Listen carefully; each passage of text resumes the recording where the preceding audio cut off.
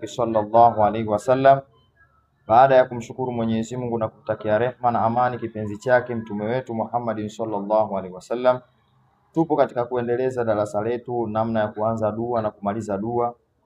Tunakuomba wewe mtazamaji unaoangalia, ili kuibeba chaneli yetu iwe kubwa na uweze kupata faida kubwa, kwa sababu tutakuwa tunatoa faida mbalimbali na tutakuwa tuna mafundisho mengi, mafundisho ya kuosha maiti, mafundisho mengi ambayo kwamba tutakuwa tunayafanya katika chaneli hii insha Allah Mwenyezi Mungu atakapotuwafikisha.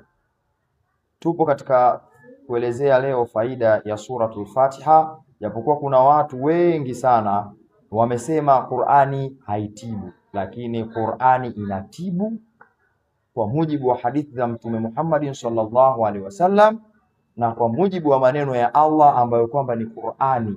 Mwenyezi Mungu anasema wanunazilu minal Qur'ani ma huwa shifaa'un wa rahmatun lil mu'minina wa la yazidu dhalimina illa khasara. Sasa utaangalia kumfuata mtu ambaye kwamba anataka maslahi yake binafsi na kumfuata Mungu. Maneno ya Allah, Mwenyezi Mungu akisema jambo lake huwa amesema na ni la kweli.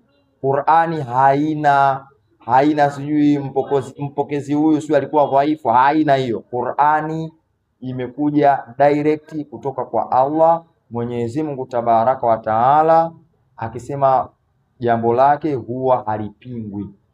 Tupo katika kuendeleza darasa letu la faida ya suratul Fatiha. Faida ya kwanza ya suratul Fatiha. Kwanza, suratul Fatiha ni sura ambayo kwamba ni kubwa zaidi katika Qur'ani.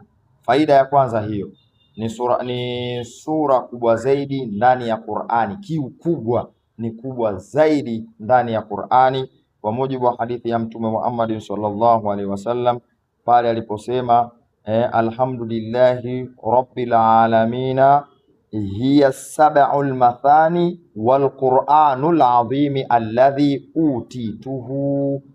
Mtume Muhammad sallallahu alaihi wasallam anasema ni aya 7, aya ambazo zinarudiwa na ndiyo Qur'ani tukufu. Mtume Muhammad sallallahu alaihi wasallam katika hadithi ambayo imepokelewa na Muhammad katika sahihi al-Bukhari, Mtume Muhammad sallallahu alaihi wasallam anasema hivyo, ni sura kubwa katika ndani ya Qur'ani. Yani hii suratul Fatiha ni sura kubwa sana ambayo kwamba ina mambo mazito. Kwa hiyo tusiache kuisoma suratul Fatiha. Idadi yake nitakuja kutaja, usiache kufuatilia.